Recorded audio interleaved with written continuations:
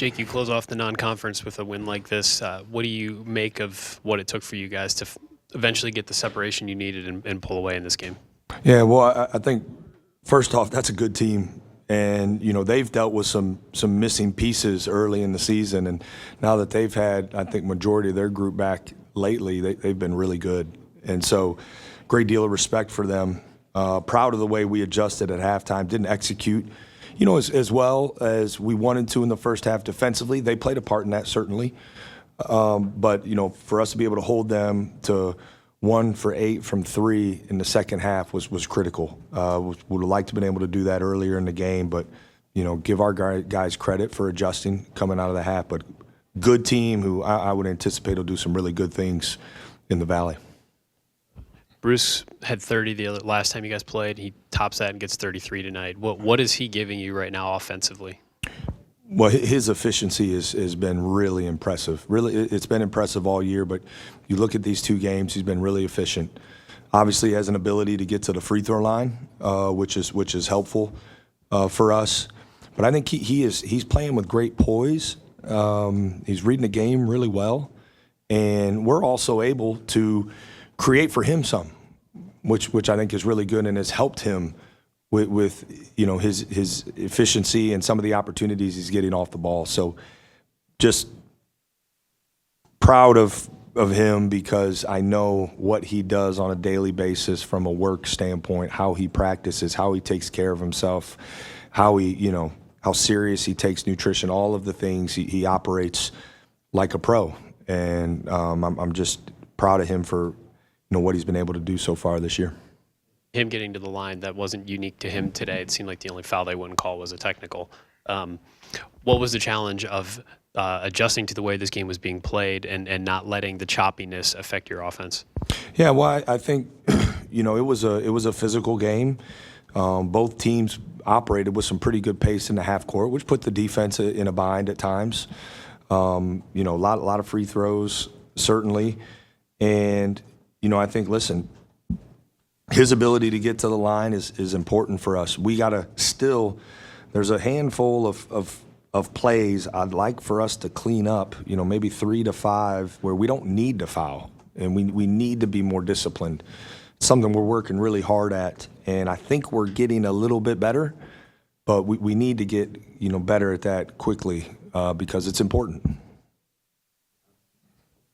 Quez said that he thought in the first half maybe you guys were over helping a little bit on the threes, ended up leaving other guys open. Would you agree with that assessment? And I guess if not, why do you think that Indiana State got as many good looks from 3 as they did in the first half? Yeah, we talk a lot about two-way help, and we don't want to do two-way help. And I felt like we were late to the help, so we were moving towards the ball when the ball was going, away from us. So we wanted to get in our help position earlier so then we could inch out quicker and take away those catch and shoot threes. So I thought that was the biggest issue. We were a step behind getting to our help, which made us have to move twice. We could be in position earlier. Then when that ball's in the air, we're moving with the ball instead of moving against it and making us low. And then also some of our closeouts weren't good enough. We talked about taking away their space on the closeout, and we short closed a couple times in the first half, and they made us pay. Made us pay in front of our bench. It might have been their first 3, short closeout, which, is something we talked about. It couldn't happen in this game. So those 2 things, were, I think, a factor in some of the looks that they got. And then again, they made some tough ones too. They're going to shoot a lot of them. We knew that, and we knew they were capable of making some tough ones. And I think the biggest thing, against them was we couldn't over adjust either. We had to execute a little bit better. We couldn't, completely change ourselves because they made some shots early. We felt like if we could execute better, we could hold them down appropriately. So that was, a little bit of what we were thinking and why they got some of the looks they got early. When you added Quez to the roster in mid-summer, late summer, what role did you see him playing this season? And do you think what he's done the last 2 games is what you expected, or do you think that this is even more production from his spot than maybe you thought you would get when you contacted him in the summer? Well, I felt like, we need we thought he would be really valuable for us and could produce. And a big part of the depth we talked about, in the offseason, he was part of that. He was part of that. He's established himself. He's a proven scorer.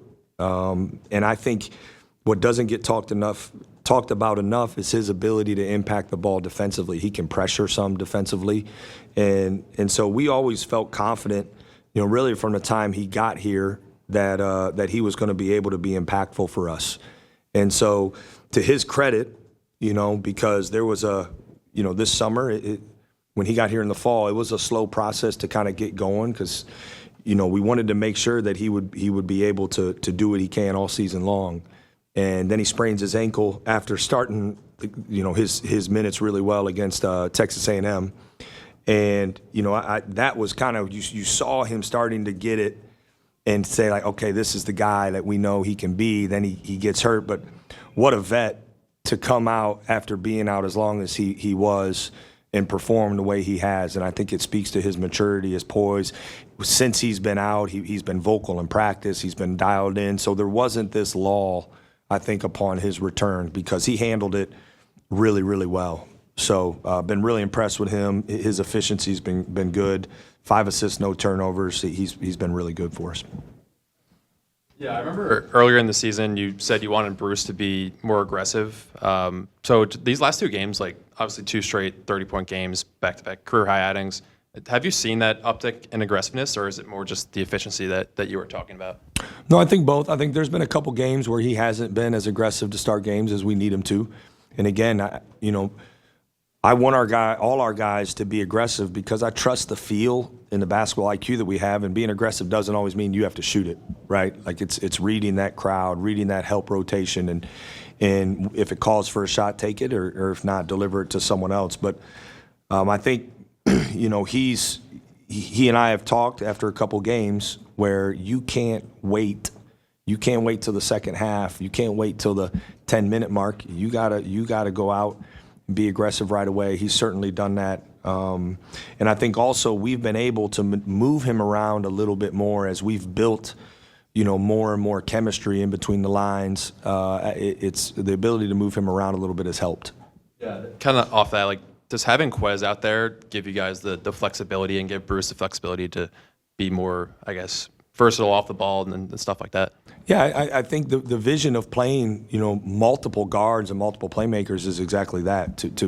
To be able to, because Bruce, I'd have to go back and look after tonight what he is off catch and shoot threes, but he's been extremely efficient. So you need other guys to create those opportunities for him. And so when we were kind of putting this roster together, the amount of guards and wanting to play multiple guards and play with pace and play with freedom, being able to get him, with other guys who could create for him at times was part of the vision. And, I think we're getting better at it.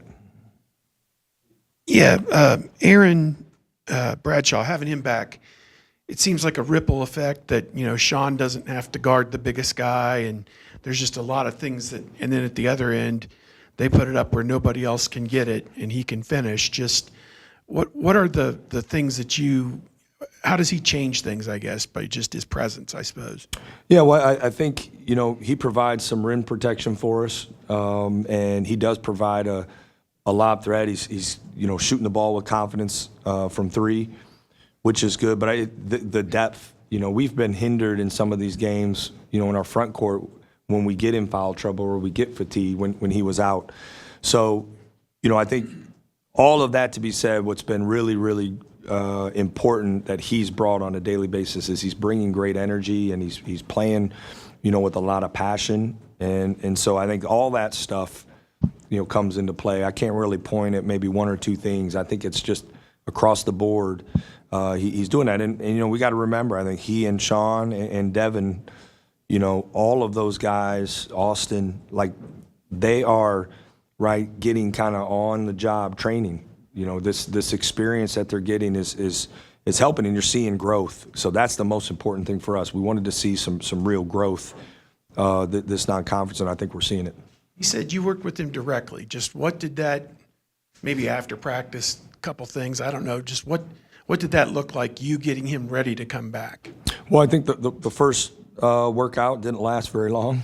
And then it was, about, hey, like being intentional with the time we had on the court so we could see growth and see progress. And, he works hard. That's the one thing I think I'm really impressed with this group. We have guys who work hard. Like, we practice hard. They work hard.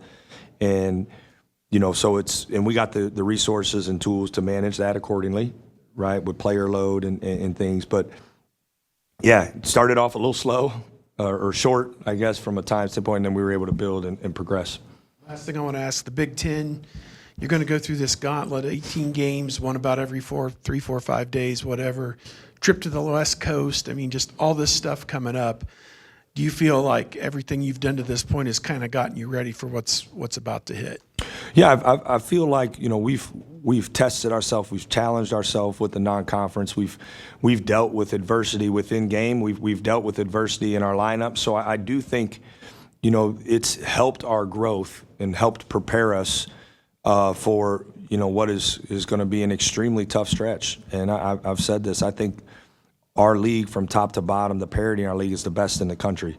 And so we have to be ready and get ready and stay ready every single game. And then you got to turn around and do it again. And then you got to do it again and again. And you can't, whether you play well or don't play as well as you want, you can't sit too long on that. You got to grow, keep growing. We have to be a team that is playing better, all right, in 3 weeks than we are today. And then in 6 weeks than we are 3 weeks from now. Like, we have to continue to grow and get better. I think that's what's required in this league. You can't, you stand still for a second and you're going to be in trouble. So that's our mission. That's our goal. We got to keep growing, getting better. We're going to keep practicing hard, and certainly have a really tough challenge coming up here, in a few days.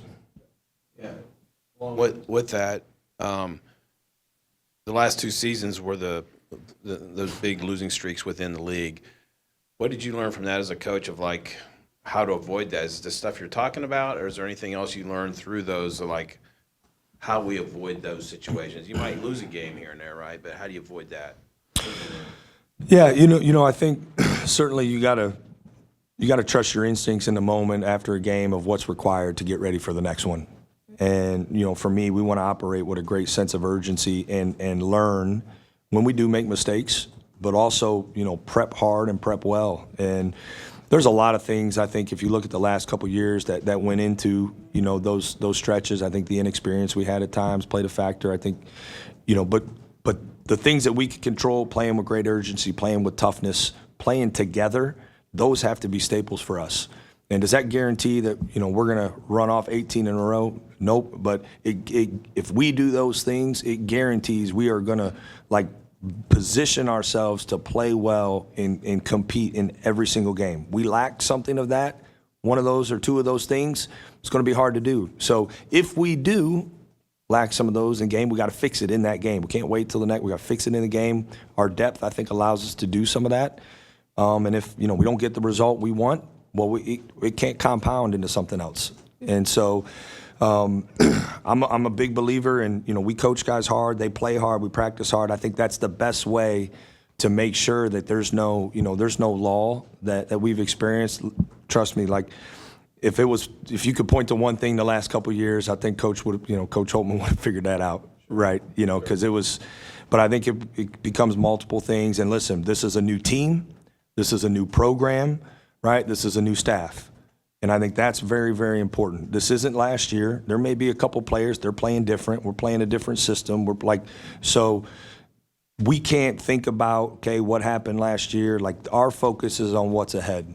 And so there's been lessons learned. Certainly, I'm going to rely on the experience on our staff, to help navigate any adversity we talked about. But we have been working to overcome adversity from day one. Last thing, you talked a lot about this team feeling close together. And Aaron was asked about his time away from the team and the guys checking on him and caring for him and stuff like that. Is that obviously seems like a sign of the togetherness of this team? What did you observe in that time, and how did that make you feel as their coach when you saw that? Yeah, I've felt like from the moment we got everybody here this summer, because I was concerned when so much newness, how quickly could we gel? What would our chemistry look? How long would it take to build it? we were intentional, certainly want to bring in good guys and good play, all that stuff, right? Staff is aligned, all those things matter. But there was a natural chemistry. It happened organically. We were intentional about creating space to encourage it, but it happened organically. And I think it's remained true really all the way through this season up to this point. So the biggest thing for us was getting that same chemistry and connection on the court. And I think we're finally starting to get more and more of that as we've had, more pieces kind of consistently. So that we're not there yet, though. We got to keep growing in that area. But I've been really impressed, and I think it speaks to the type of guys we have for, that example for them to be connected like that. Yeah, and then what you saw in them dealing with Aaron, how did that make you feel as a coach? Yeah, it's great. It validated that connection I felt like we had. It was a reminder, that we do have a connected group, and so I was proud of that as a coach that we were able to, assist in establishing that. But make no mistake, those guys led the way. Yeah, Coach, I was just going to ask you a two-part question. One, are you guys doing a home-and-home with Indiana State and also having Colin White back? Yeah, no, this was not a home-and-home with Indiana State, and it was good to have Colin White back. Again, I think he is, as much as anybody, his growth from June to now has been significant. It's been hindered at times. Right, he's been out a couple segments. I think it was, I can't remember, end of summer, early fall, but then obviously with this injury. So yeah, I've been impressed. And listen, he plays hard and competes, and he's still learning and growing. But those two things, which are really, really important to me, he embodies. And so I think he has got a really bright future in this program, but also, as we saw, can do some really good things for us right now. John Mobley's 2 for, I believe, 13 from 3 of the last 2 games, and I know you're not at all concerned about him shooting threes. Bodes well for the next game, I think. My question for you is, it seems like the last 2 games he's actually been hitting those long twos a little bit better. The analytically not the best shots, but if he's hitting those, I guess, how do you coach him on those types of shots in practice? Are you saying hey, if you can hit it from a foot inside the line, I want you to be aware of where the line is and get back? Or are you saying if you're open and it feels good, take those shots too? Yeah, a lot of what I'm looking at in that moment, and certainly I think you got to allow guys to play to their strengths. I'm a big believer in that. I'm analytical enough, but I'm not analytical to the point where I think you got to completely turn guys away if that's something to do well. It's something Quez does well, right? Bruce can do it. So what I'm evaluating in those moments, and Junie and I talk about it, is where's the contest? If it's a highly contested shot, I'd rather him turn it into a 3 so it'll be less contested, right? But if he gets in there and it's not very contested, take it. He's got great touch from a floater standpoint. So I think it's evaluating kind of how contested was it. Don't dribble into the big, right, and pull that. I'd rather, if you get loose on the perimeter, take that 3 if the big is back, right, and reading in that moment. And I think he's continuing to get better and better. So, yeah, it's not a, hey, don't do it ever, or it's more each situation I think is different because I just, he's a gifted scorer. He's a gifted shot maker. And I think we got to give him, the freedom to read those situations. Well, he hasn't read them perfect. There's been times where I've told him, hey, I would prefer you, to shoot that 3.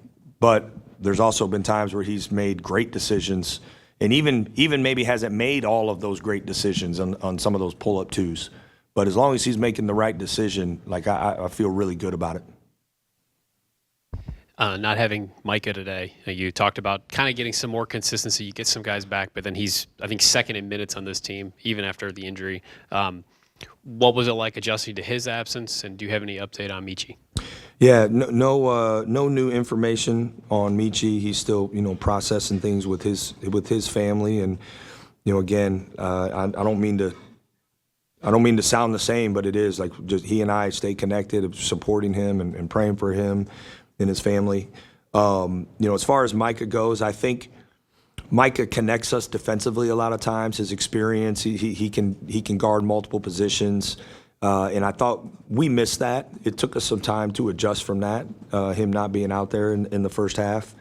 And then, also Devin Royals, we didn't know if he was going to be able to play today. He's been battling, a sickness, and he showed great toughness to give us the 20 minutes, he was able to give. So, yeah, we're what felt like we were moving in a direction to get some of that consistency in practice. We were hindered a little bit, but again, guys stepped up. Having Colin White back was important. Quez and Aaron being back is important, and I don't think there's anything that we're looking at of anybody else that's a long-term thing. So hopefully we'll be back to where we need to be in prep for Michigan State. All right, guys. Hope everyone had a Merry Christmas and have a happy and safe